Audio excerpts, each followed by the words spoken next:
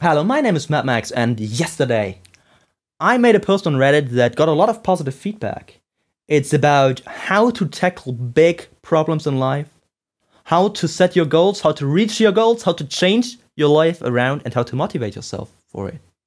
And I decided to make this video because I'm reasonably good at making videos to reach a big audience. So the question asked was, someone said he was, for the last 15 years, all he did was sitting in front of his computer, playing the Elder Scrolls, drinking and masturbating.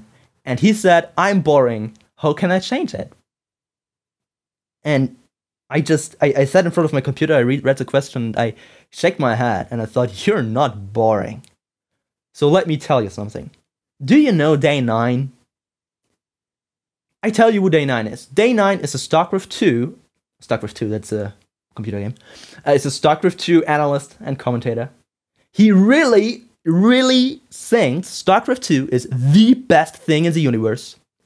He really thinks there is nothing better than StarCraft 2 to bring people together, to have fun. He really honestly believes that, right? And all he does in his life, the majority of what he does in his life is StarCraft 2 related. So you probably listen to this, and a lot of people would say, that's a boring person. That's a bland and quiet guy that sits, somewhere in his basement. Hell no! He has his own company, he makes $250,000 a year. He traveled all around the world to those big tournaments. He knows fucking everything about StarCraft 2. And you know what? When Day 9 starts talking about fucking StarCraft 2, it doesn't matter whether or not you like fucking StarCraft 2, you will hang onto his every fucking word, because he's awesome, he's fun, he's full of energy, and he loves what he's doing. And every time he really talks about StarCraft 2, he gets this glow in his eyes, and he gets really excited, and you just love to listen to him. The Elder Scrolls is not boring. No topic in itself is boring, and philosophy or modern art or whatever is not inherently interesting. It's the person behind it that makes a topic boring or interesting. It's not the topic that makes a person interesting. It's the person that makes a topic. I could sit here for 30 minutes and I could talk about my rock collection. I have a rock collection. I could talk about my rock collection, and you would love it. But you know why? I love rocks! They are fucking awesome! Every single rock tells its own story. There's so much to know and to learn when you look at a rock. It's fucking awesome! Have you ever seen a person talking about something he really loves? And you watched this video, or you watched this person, and you thought, that's a really boring topic, but man, this guy loves what he's doing, and you were drawn into it, and you laughed watching it for 20 minutes, although you had no interest in that topic whatsoever. That is because it's the person that is the important part in communication. A lot of communication is void of information. Again, Reddit, our social skills. You know what I read a lot of times? Oh, I'm not good at small talk. I don't really see the point in talking about the weather. I rather talk about interesting stuff. Dude, it's not about what you're talking about. It's about who is talking. It's the subtext that is important. It's that you show that you care about someone because you're communicating with them. It's about the act of communication itself. And it's about posture, it's about eye contact, it's about rate of speech, and all of those things. It's about the subtext. It's not really about the information. Information is just a really small part of communication. A really small part. So, to come back to your topic at hand, if you think you're boring, you are not boring. The problem is that you think you are boring. Your thoughts sculpt the person you are. If you think you are awesome and good looking and that every woman loves you, you know what will happen? You will have awesome posture, you will be confident. You know what women love the most? Awesome posture and confident men. Looks come second. Confidence is the most important part. So when you think you're awesome and everyone likes you, you know what will happen? You are awesome and everyone likes you. But when you think, nobody really likes you and you are boring and you're not so good looking, you will slouched. You don't really want to be seen at all.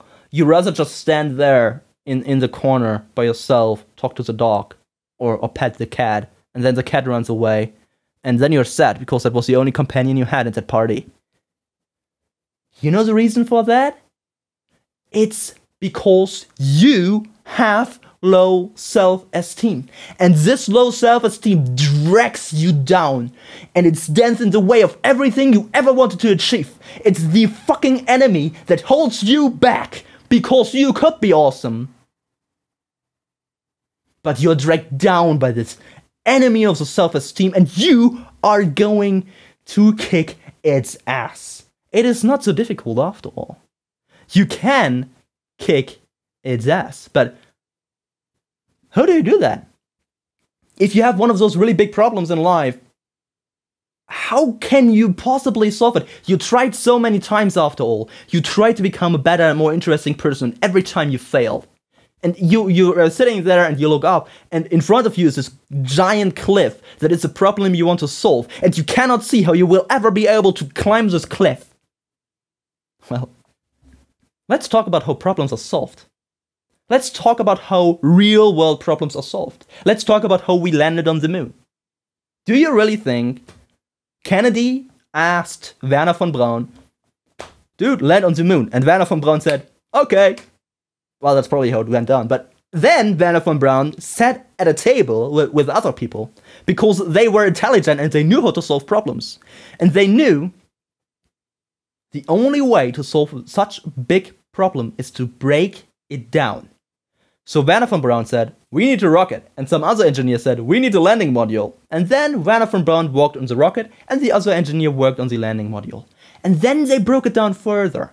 You know, a rocket needs engines, pipes, a tank, you know, cooling, sensors. And they broke it down farther and farther and farther until the problems became so small that suddenly they were solvable after all.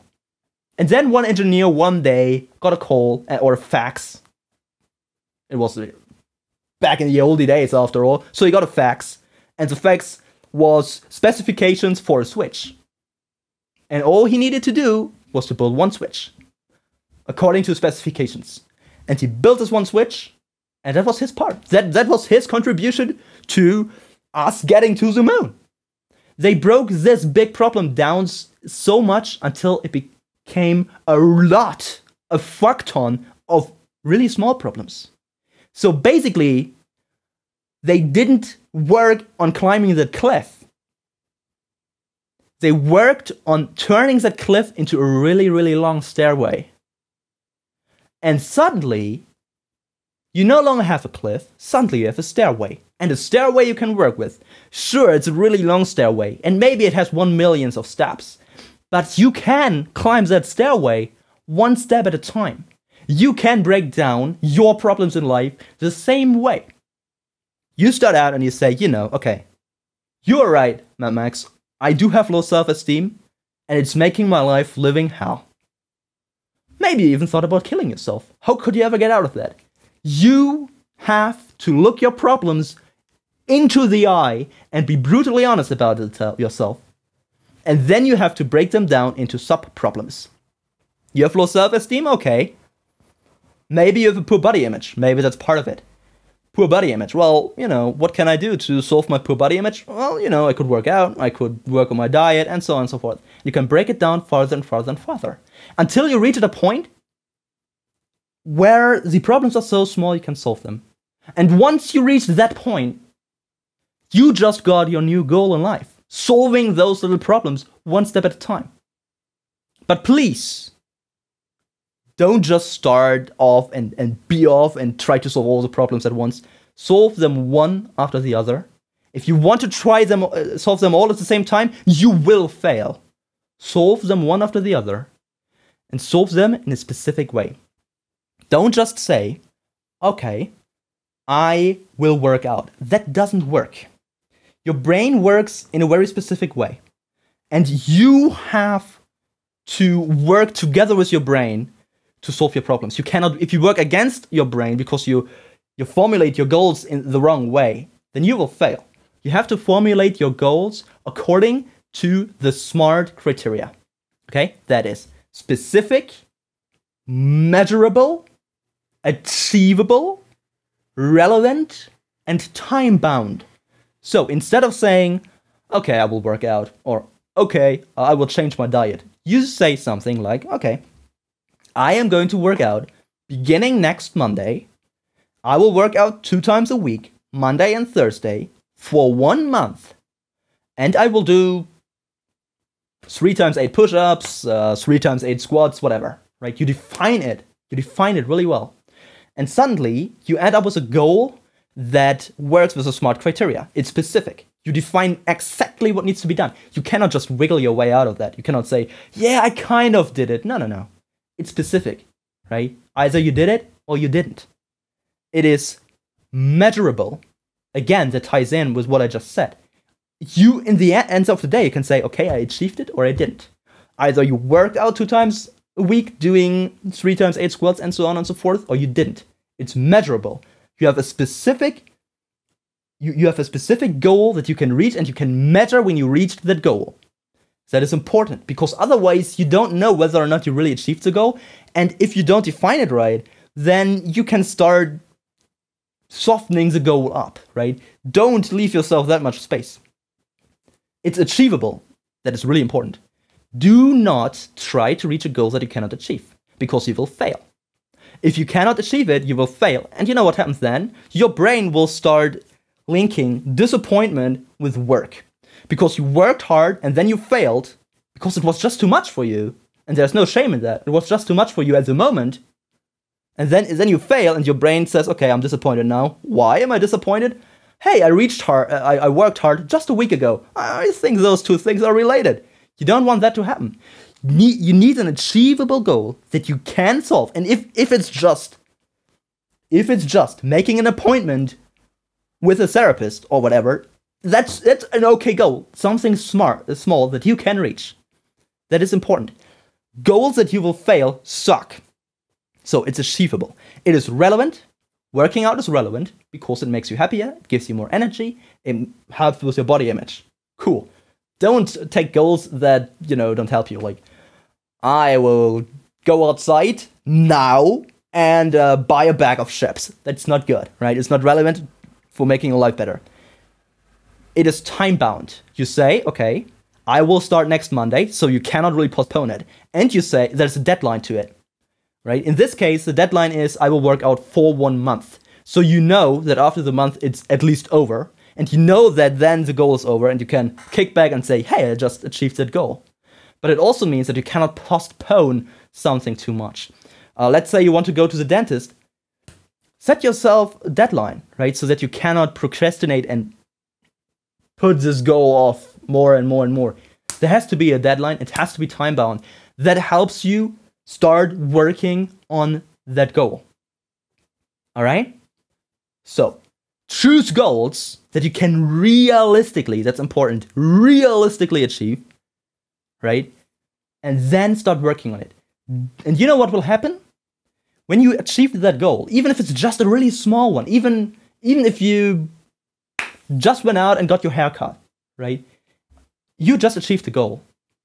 And your brain will start linking, hey, I'm feeling good with achieving goal with working hard. And if you do that often enough, it will become easier and easier for you to work hard to achieve goals. But in order to that for actually work out, you have to take notice when you achieve the goal. Don't just achieve a goal and say, yeah, you know what, it was just a haircut. Or, you know what, it was just working out, but only for a month. That doesn't really change anything. No. Take notice. You just achieved the goal. That's fucking awesome. Kick back and say, fuck yeah, I just achieved that goal. I kicked that fucking goal in the ass. Feel good about it. It's important because your brain links stuff that happens at the same time. That's the way it is. If achieving a goal and disappointment happens at the same time, those two get linked. You don't want that to happen. You want feeling good and achieving a goal to be linked together. So you have to allow yourself to feel good after achieving a goal, even if it's just a small goal.